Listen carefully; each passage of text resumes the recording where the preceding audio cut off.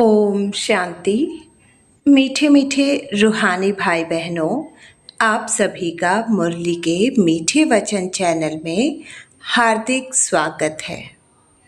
आशा है आप सभी शिव बाबा की याद में स्वस्थ, प्रसन्न और शक्तिशाली होंगे। सबसे पहले आप सभी का दिल से धन्यवाद। आपके प्यार, स्नेह और सहयोग के लिए हम सचमुच आभारी हैं। पिछले कुछ दिनों में आपके कमेंट्स पढ़कर बहुत खुशी हुई। भारत के अनेक स्थानों से आप सभी बाबा की मुरली सुन रहे हैं। सिरसा से, पंजाब, उत्तराखंड, बहुत सारी जगह से। तो शिव बाबा का प्यार और आशीर्वाद आप सभी पर सदा बना रहे।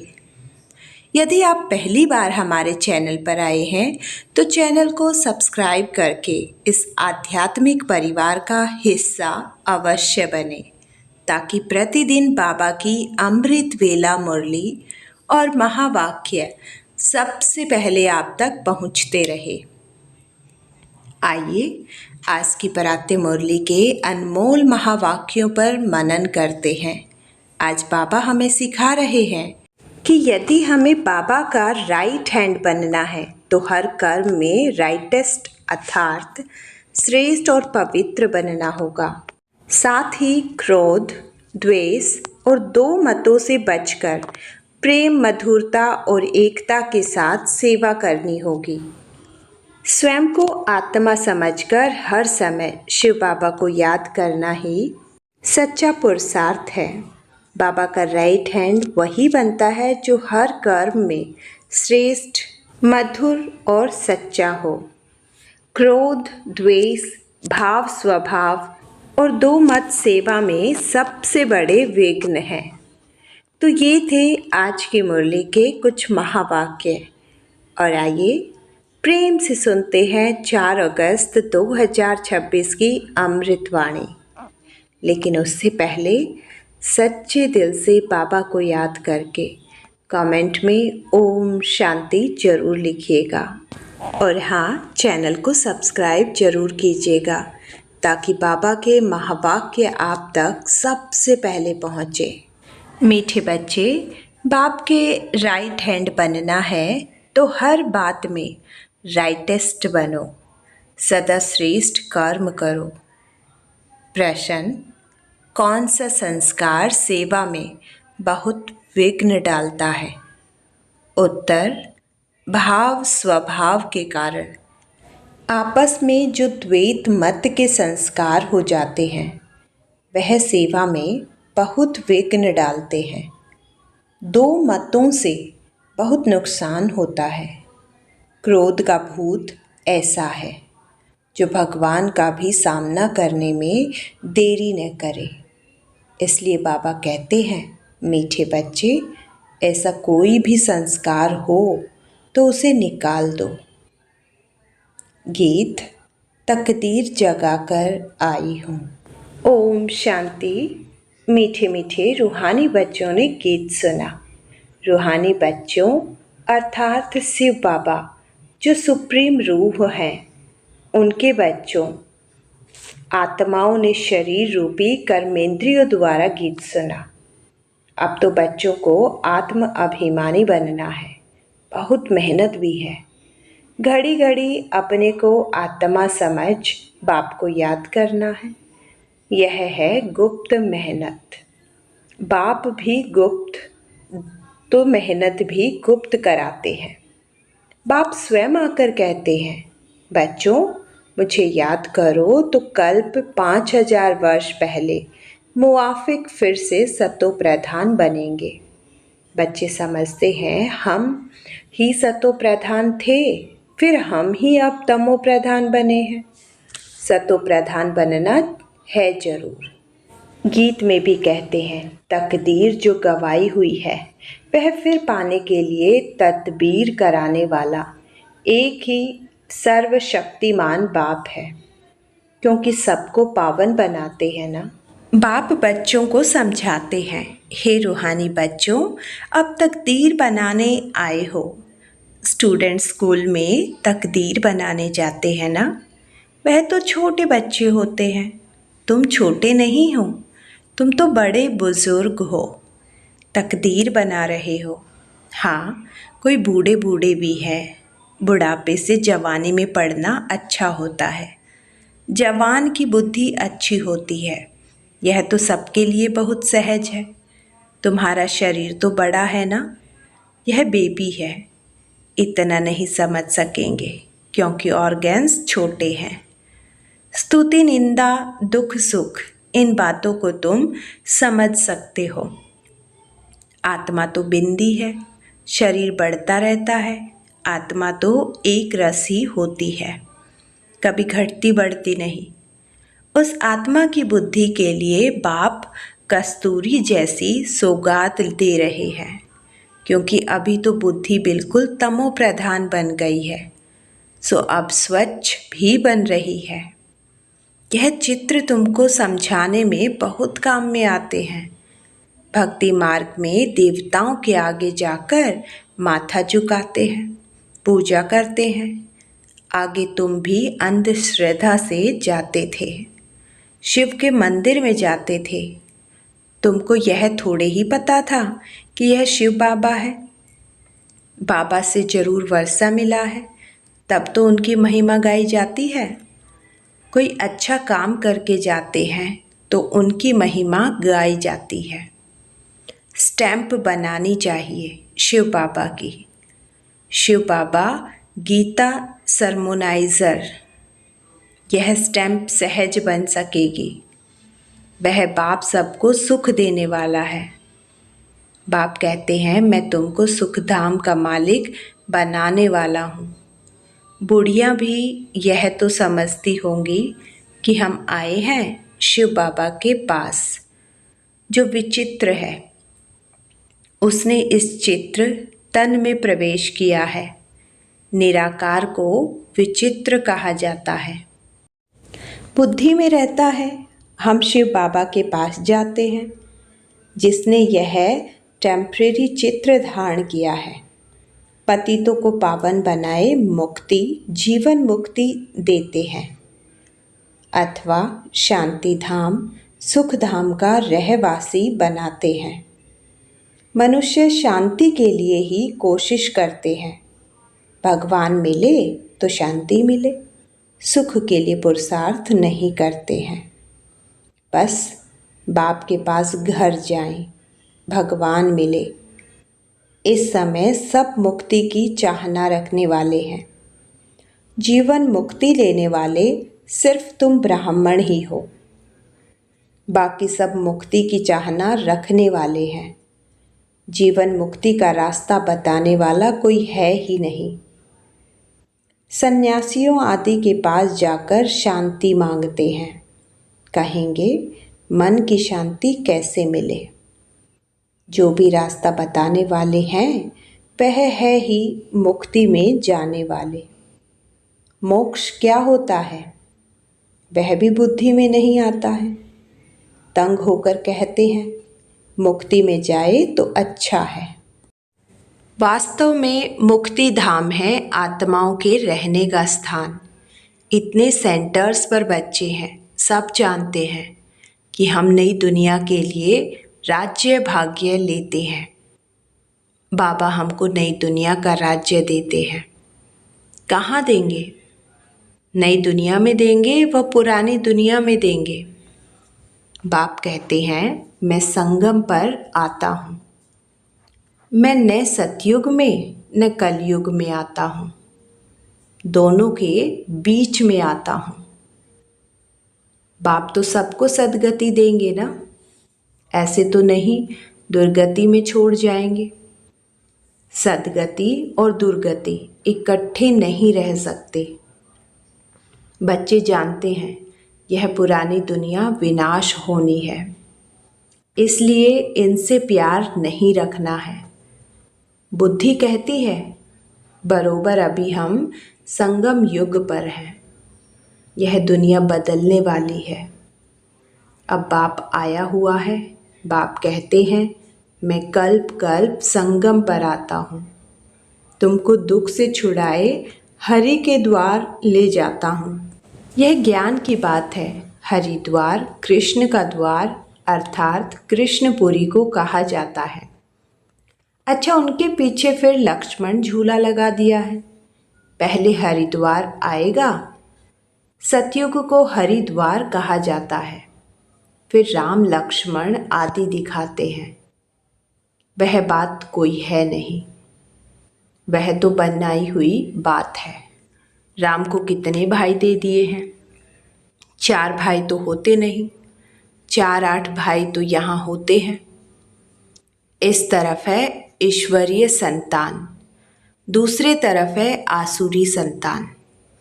अभी तुम जानते हो शिव बाबा ब्रह्मा तन में आए हैं। शिव है बाबा, ब्रह्मा है दादा, प्रजापिता है। वह आत्माओं का पिता तो अनादि है। इस समय ब्राह्मणों को रचते हैं। ऐसे नहीं कि शिव बाबा शालिग्राम को रचते हैं, नहीं। शालिग्राम तो अविनाशी है ही। सिर्फ बाप आकर पवित्र बनाते हैं। जब तक आत्मा पवित्र नहीं बनी है तब तक शरीर कैसे पवित्र बन सकता? हम आत्माएं पवित्र थी तो सतो प्रधान थी, अभी अपवित्र तमो प्रधान है। फिर सतो प्रधान कैसे बने? यह तो सहज समझ की बात है। तुम इस समय खाद पड़ने से पतित तमो प्रधान हो गए हो। अब फिर सतो प्रधान बनना है। हिसाब किताब चुकतू कर सब शांति धाम व सुख धाम में आएंगे। आत्माएं निराकारी घर से कैसे आती हैं? उसकी यादगार भी क्रिश्चियन लोग झाड़ में बल्ब लगाकर मनाते हैं। तुम जानते हो यह सभी धर्मों की अलग अलग शाखाएं हैं।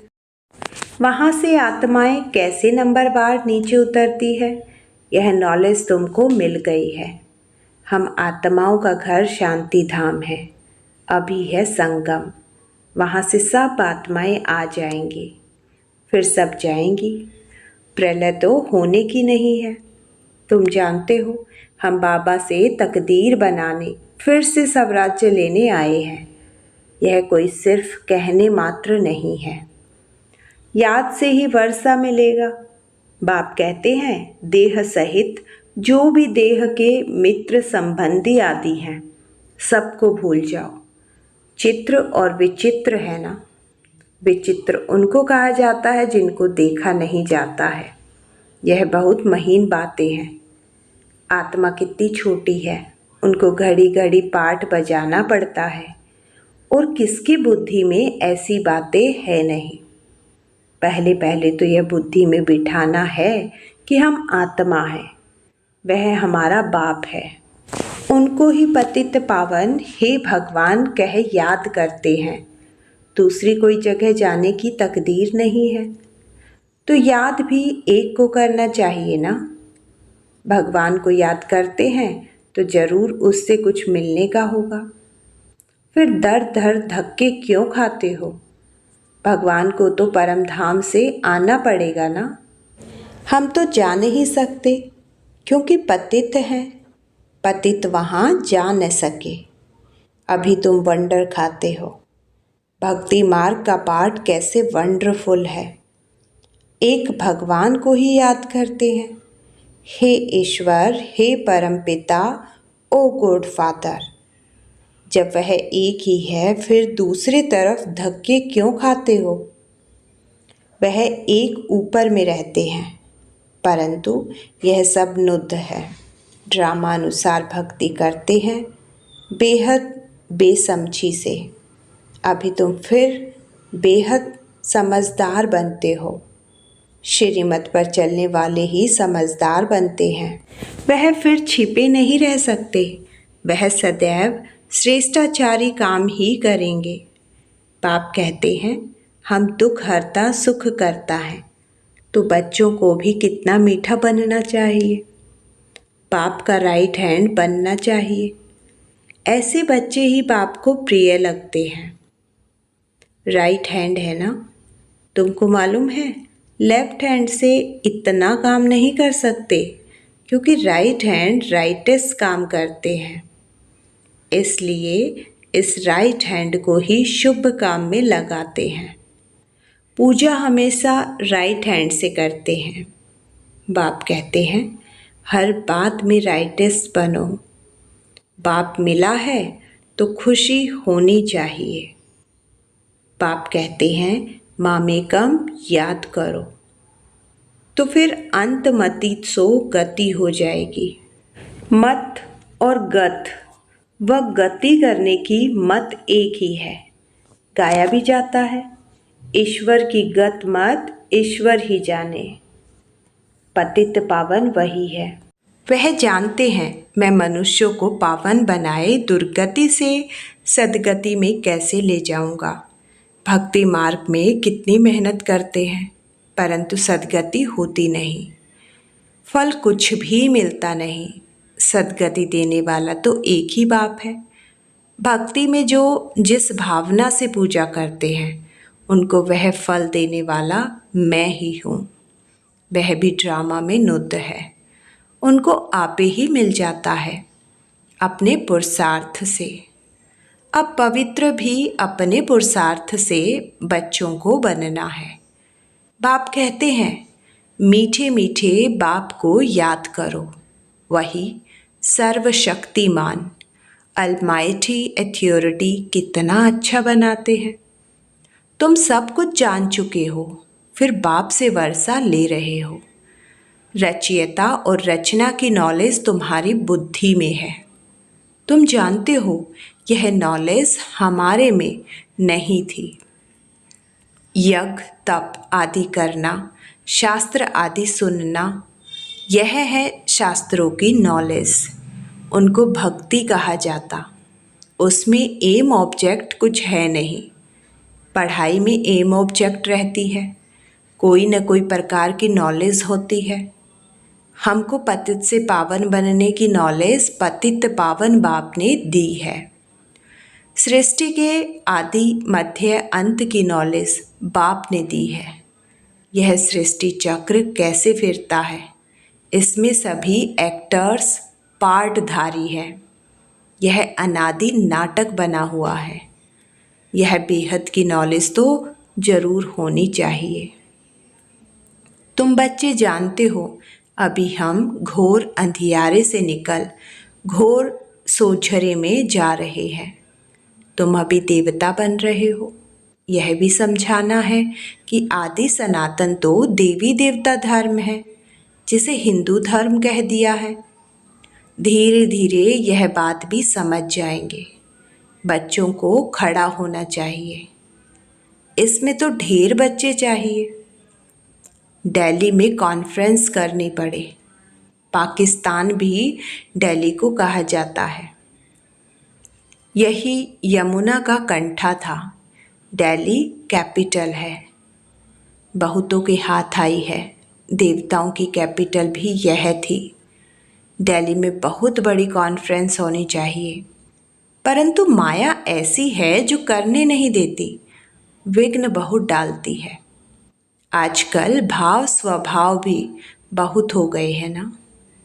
बच्चों को आपस में मिलकर सर्विस में लगना है। वे लोग भी आपस में नहीं मिलते हैं तो रज़ाई ही उड़ जाती है। दो पार्टी हो जाती है तो प्रेसिडेंट को भी उड़ा देते हैं। द्वैत मत बड़ा नुकसान करती है। फिर भगवान का भी सामना करने में देरी नहीं करते हैं, नुकसान भी बहुत पाते हैं। क्रोध का भूत आ जाता है तो फिर बात मत पूछो। इसलिए बाबा कहते हैं गुड़ जाने गुड़ की गोथरी जाने। बाप बच्चों को सृष्टि के आदि मध्य अंत का नॉलेज सुना रहे हैं। अब कोई धारणा करे व न करे, वह है पुरुषार्थ पर मदार। ऐसे नहीं कोई पर बाबा आशीर्वाद व कृपा करेंगे। इसमें कृपा आदि मांगने की बात ही नहीं। प्रेरणा से अगर योग और ज्ञान सिखलाना होता फिर तो बाप कहते मैं इस गंदी दुनिया में आता क्यों। प्रेरणा, आशीर्वाद, यह सब भक्ति मार्ग के अक्षर हैं। इसमें पुरुषार्थ करना होता है, प्रेरणा की बात नहीं। तुमको 3 इंजन मिली है इकट्ठी। वहाँ तो बाप अलग, टीचर अलग मिलता है, गुरु पिछाड़ी में मिलता है। यहाँ तो यह तीनों ही इकट्ठे हैं। बाप कहते हैं मैं तुमको पूज्य बनाता हूँ, तुम फिर पुजारी बन जाएंगे। बड़ा युक्ति से समझाना है, ऐसा न हो कोई बेहोश हो जाए। पहले पहले मुख्य है 2 बाप की बात। भगवान बाप है, उनका जन्म शिव जयंती भी यहाँ मनाते हैं। जरूर स्वर्ग का मालिक बनाते होंगे। भारत में ही स्वर्ग था, अभी नर्क के विनाश के लिए महाभारत लड़ाई खड़ी है। जरूर बाप नई दुनिया की स्थापना कराने वाला भी है। बाप के श्रीमत पर ही हम कहते हैं कि भारत को हम पावन बनाकर ही छोड़ेंगे। अच्छा, मीठे मीठे सिकिलते बच्चों, प्रति माता पिता बाप दादा का याद, प्यार और गुड मॉर्निंग। रूहानी बाप की रूहानी बच्चों को नमस्ते। धारणा के लिए मुख्य सार नंबर 1, जैसे बाप दुख हरता सुख करता है, ऐसे बाप समान बनना है। बहुत मीठा बनना है। सदा शुभ काम करके राइट हैंड बन जाना है। नंबर 2, कभी 2 मतें नहीं बनानी है। भाव स्वभाव में आकर 1-2 का सामना नहीं करना है। क्रोध का भूत निकाल देना है। वरदान, स्वयं की स्मृति में रहे अपने हर कर्म को संयम नियम बनाने वाले अथॉरिटी स्वरूप भव। जैसे साकार में स्वयं की स्मृति में रहने से जो कर्म किया वही ब्राह्मण परिवार का संयम बन गया। स्वयं के नशे में रहने के कारण अथॉरिटी से कह सकते थे कि अगर साकार द्वारा कोई उल्टा कर्म भी हो गया तो सुलटा कर देंगे। स्वयं के स्वरूप की स्मृति में रहने से यह नशा रहता है कि कोई कर्म उल्टा हो ही नहीं सकता। आप बच्चे भी जब स्वयं की स्थिति में स्थित रहो तो जो संकल्प चलेगा, जो बोल बोलेंगे, वह कर्म करेंगे, वही संयम नियम बन जाएगा। स्लोगन, पवित्रता का पिलर मजबूत करो तो यह पिलर लाइट हाउस का काम करता रहेगा। अव्यक्त इशारे, अपवित्रता के बीज को भी समाप्त कर संपूर्ण स्वच्छ पवित्र बनो।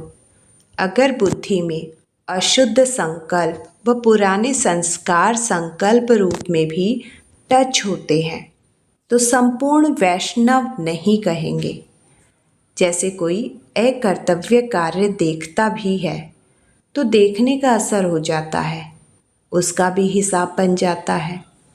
इस हिसाब से सोचो तो पुराने संस्कार व अशुद्ध संकल्प बुद्धि में अगर टच होते हैं तो भी संपूर्ण वैष्णव व संपूर्ण पवित्र कैसे कहेंगे। तो आज बाप दादा ने हमें सिखाया कि यदि हमें बाबा का राइट हैंड बनना है तो हर कर्म में श्रेष्ठता, मधुरता और पवित्रता लानी होगी। क्रोध, द्वेष और 2 मतों को छोड़कर प्रेम और एकता से सेवा करनी है। आज की मुरली से आपको कौन सी सीख सबसे अच्छी लगी? कृपया कमेंट में अवश्य लिखिए। मैं आपके सभी कमेंट पढ़ती हूँ और उन्हें पढ़कर बहुत खुशी होती है। यदि यह मुरली आपको लाभदायक लगी हो तो इसे अपने परिवार, मित्रों और ब्राह्मण परिवार के साथ अवश्य साझा करें ताकि बाबा का यह दिव्य ज्ञान अधिक से अधिक आत्माओं तक पहुंच सके। फिर मिलेंगे कल बाबा के एक और अनमोल महावाक्य के साथ। तब तक शिव बाबा की याद में रहिए, श्रेष्ठ कर्म करते रहिए और सभी को सुख देने का निमित्त बनिए। अगर आप हमारे चैनल पर नए हैं तो ऐसे ही प्रतिदिन प्रातः मुरली सुनने के लिए चैनल को सब्सक्राइब करें और बेल आइकन को अवश्य दबाएं। और हाँ, सच्चे दिल से बाबा को याद करके कमेंट में ओम शांति जरूर लिखिएगा।